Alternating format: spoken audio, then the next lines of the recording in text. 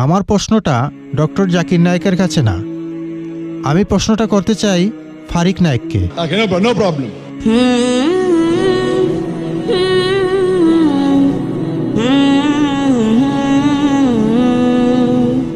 আমার নাম ফেরাকিন রেবিরা, আমি একজন খ্রিস্টান।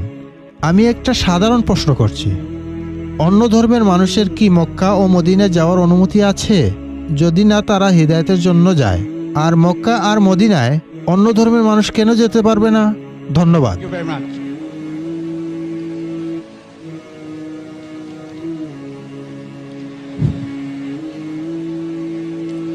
একটি প্রচলিত প্রশ্ন যে কেন পবিত্র নগরী মক্কা ও মদিনায় অমুসলিমরা যেতে পারবে না।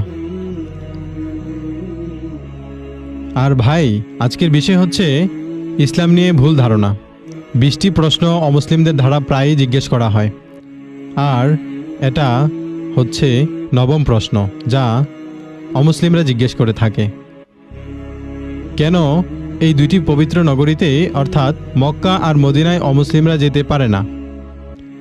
প্রতিটি দেশের নিজস্ব সেনানিবাস এলাকা বা দেশে সামরিক এলাকা থাকে। উদাহরণস্বরূপ, আপনি যদি ইন্দোনেশিয়ার নাগরিক হন তাহলে আপনি প্রবেশ করতে পারবেন না ইন্দোনেশিয়ার সামরিক এলাকায়। আপনি ঝগড়া করতে পারবেন না, বলতে পারবেন না কেন আপনি প্রবেশ করতে পারবেন না, কারণ এটা ইন্দোনেশিয়ার সামরিক এলাকা। একইভাবে ইসলামের সামরিক এলাকা হলো পবিত্র নগরী মক্কা ও মদিনা। শুধুমাত্র তারা যারা বিশ্বাস করে আল্লাহ একজন এবং মহানবী মুহাম্মদ সাল্লাল্লাহু আলাইহি সাল্লামকে, তারাই এই সামরিক এলাকায় প্রবেশ করতে পারবে। উদাহরণস্বরূপ, আপনি যদি কোনো দেশে যেতে চান, আপনার ভিসা লাগবে, এবং বিশ্বে সবচেয়ে বেশি কষ্ট হয় আমেরিকার ভিসা পেতে।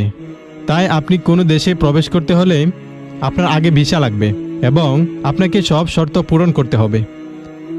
এবং আমি যখন সিঙ্গাপুর যাওয়ার জন্য ইমিগ্রেশন গেলাম, দেখলাম ফর্মে লেখা মাদক পাচারকারীরা যেতে পারবে না। সুতরাং আপনি বলতে পারবেন না যে এ শাস্তি একটি বর্বর আইন। সিঙ্গাপুরে প্রবেশ করতে হলে আপনাকে সে দেশের নিয়ম মেনে চলতে হবে। ঠিক একইভাবে ইসলামের সামরিক এলাকা হচ্ছে পবিত্র নগরী মক্কা ও মদিনা।